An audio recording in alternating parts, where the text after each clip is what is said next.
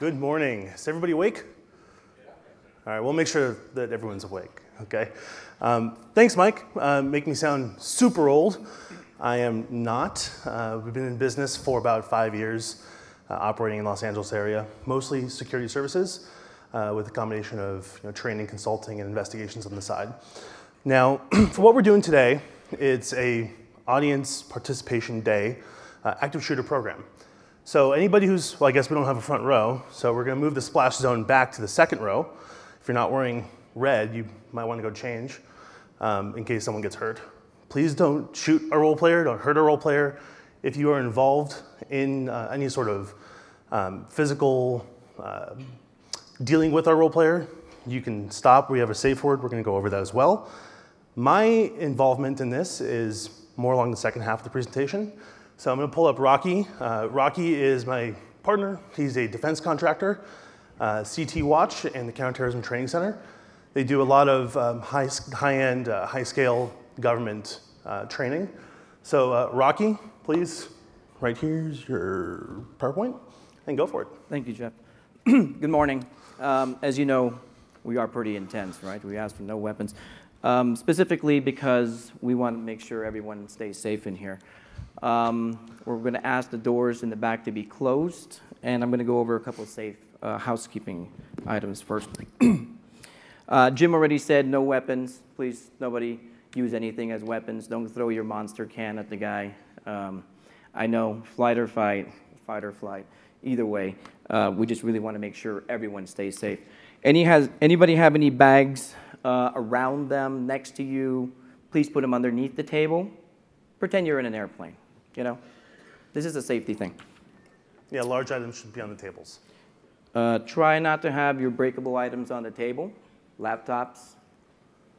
Somebody might just pick it up and throw it at the guy. You just never know.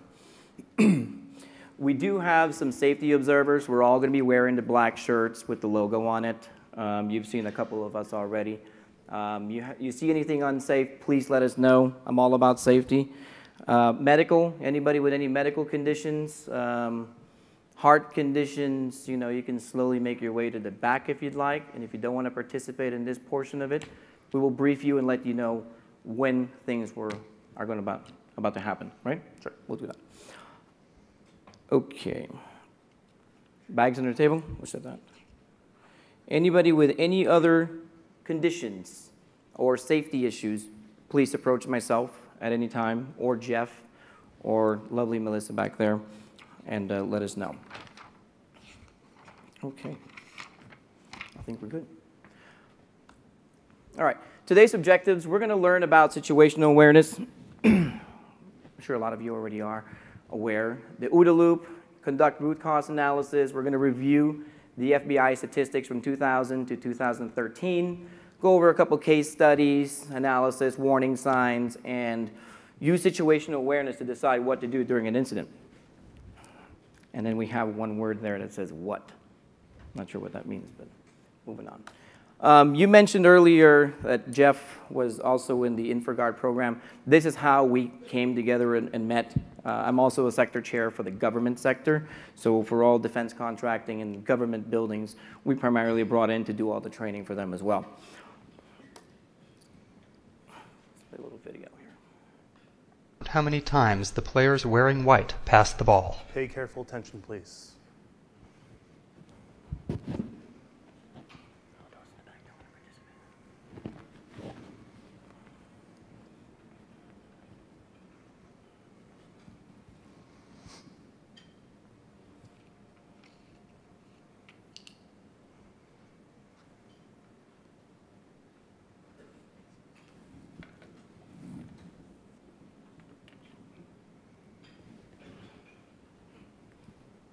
Okay, what's the answer? Shout it out.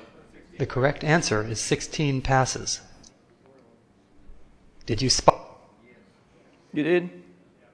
This was too easy. You got a room of security people. This is too easy, man. This is too easy. But you see the guy with the AK-47 walking across. No, you didn't. Spot the gorilla. I'm kidding. For people who haven't seen or heard about a video like this before, about half missed the gorilla. Okay, who be honest, who missed it? I did too. If you knew about the gorilla, you probably saw it. But did you notice the curtain changing color or the player on the black team leaving the game? Okay, I missed that one completely the first time. Let's rewind and watch it again.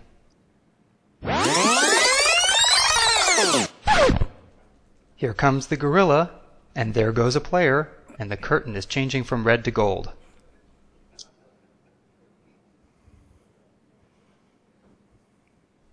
When you're looking for a gorilla, you often miss other unexpected events.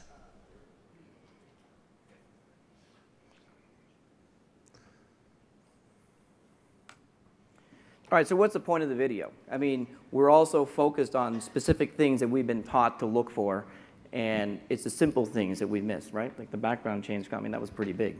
Like, even I missed it. Situational awareness involves being aware of what's happening around you. It's pretty obvious. Understanding how your environment impacts goals. In fact, just a comment here, when you have higher levels of situational awareness, you are less likely to become a victim of crime. True? Right, head on a swivel. Everyone knows, like, okay, I'm not going to mess with this guy because he's paying attention, okay? How you feel in various situations is part of it. Evaluating people and events in your environment, constantly reevaluating, developing strategies to adapt in your sphere of influence. I mean, in your sphere of influence. You're in an open area, your commercial sector, your restaurants, businesses, what other ones, malls, you know, it's kind of hard to be situationally aware because there's customers coming in, but you know the common patterns and what to look for, okay? This helps you constantly reevaluate and develop strategies to adapt your sphere of influence and consider all hazards and crimes as well. A little bit about the OODA loop. You probably did this if you were driving, which I don't think most of us were driving, or if you were playing blackjack last night, right? Observe, orient, decide, and then act. On the assessing and the planning phase of it, you can utilize your peripheral vision. I mean, for some of you, this is probably not rocket science. You already know a lot of this stuff. Automatic scan of the exits, barriers, suspicious objects, suspicious people. Who here knows how many exits there are in this room right now? How many exits? Who's counting right now? Nobody? I'll probably start watching that. Contingency planning is another one. Watch your back by making reflective surfaces your ally. I mean, there are even iPhone commercials for that. Test your hypotheses, threat or no threat, and then become a hardened target. A lot of this security stuff is about being situationally aware. When we teach at the FBI InfraGard courses, every class we teach is about pre-incident indicators and situational awareness, no matter what classes we're teaching. So, for this case, what's an active shooter? Or some places call active assailant because sometimes you have an active stabber, right? An active shooter is an individual engaged in killing or attempting to kill people in a confined area. There is generally no pattern or method to their selection of victims, and active shooter situations are pretty much unpredictable, and they evolve pretty quickly. Usually before the police get there, I think the last number was 4 to 8 minutes, the big range. These things are over quickly, okay? Real quick. Now, is this guy a threat? Yes? No? Consensus? Threat? No threat. Threat? No threat. Okay. Play the video.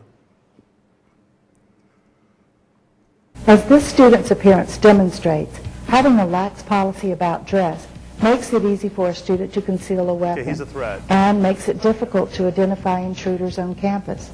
A dress code can reduce weapons violations, relieve tensions between gangs, reduce disciplinary infractions, and generally improve the atmosphere of the school. Our policy requires that students tuck in their shirts, making the belt line visible at all times. Our students may not wear baggy pants or colors and insignias that are commonly associated with gang activity. This policy was a collaborative effort between the parents, teachers, and administrators in this community. I don't know how he walks personally, but I swear, I thought there was somebody back there handing him guns. This is important because, we like to play this video. We do a lot of private schools, active shooter drills as well, in coordination with local law enforcement. And this is pretty important. Just focusing on the way someone's walking, the way someone's dressing. Those are some important things as well to consider. For us as restaurant, feedback. So for us as like restaurant and people, restaurant security folks, people who set policy and procedure in restaurants, for places that may require jackets or shirts, shoes, things like that, can you help be able to mitigate some of those threats, potential threats and potential hazards by kind of profiling or determining based on how someone looks, how someone's dressed, if there are potential for a hazard. And that's what that video is designed to show you, is we can minimize a little bit, but we really can't profile because threats can be anybody, anywhere, anytime.